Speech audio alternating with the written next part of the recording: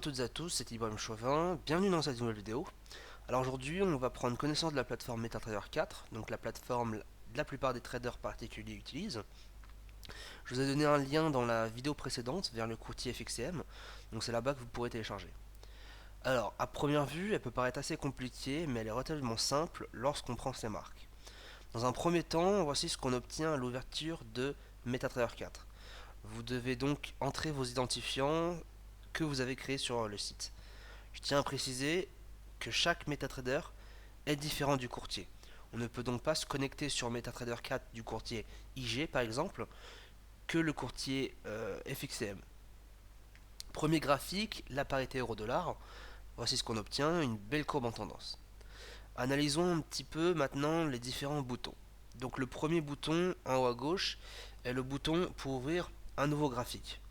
Ensuite, changer de profil, c'est-à-dire la disposition graphique. Le bouton des deux flèches vertes et rouges, c'est la liste des actifs financiers auxquels vous aurez accès. Et on va y revenir juste après. Le bouton en forme de cible sert à explorer le contenu du logiciel dans les fichiers, comme le bouton jaune en favori. Il ne vous servira pas grand chose dans un premier temps.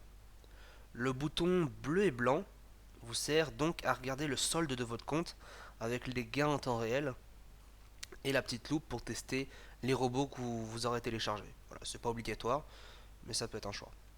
Vous avez le choix entre différentes sortes de graphiques, donc trois en l'occurrence.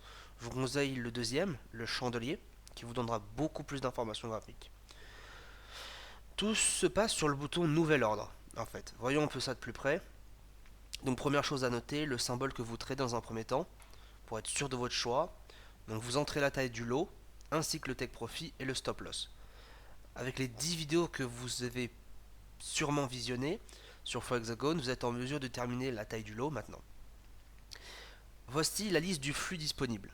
Pour être sûr de tout avoir, vous faites un clic droit tout simplement sur n'importe quelle valeur, puis montrez tout.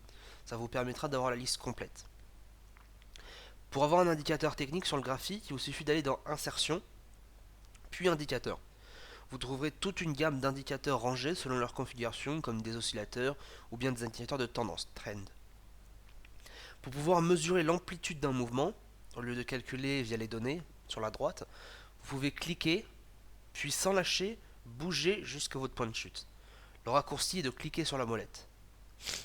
Vous aurez sur ces différentes valeurs le nombre d'unités sur l'axe des abscisses, donc de gauche à droite, puis le nombre de points sur l'axe des ordonnées, de haut en bas, ainsi que la valeur sur laquelle vous pointez. Voilà, c'est tout ce qu'il y avait de bien à savoir pour débuter en bourse sur la plateforme MetaTrader 4. J'espère vous avoir aidé, n'hésitez pas à me poser des questions, j'y répondrai au mieux. Dans la prochaine vidéo, nous aborderons comment lire un graphique, qui est une notion essentielle pour pouvoir continuer. Merci à tous et à bientôt.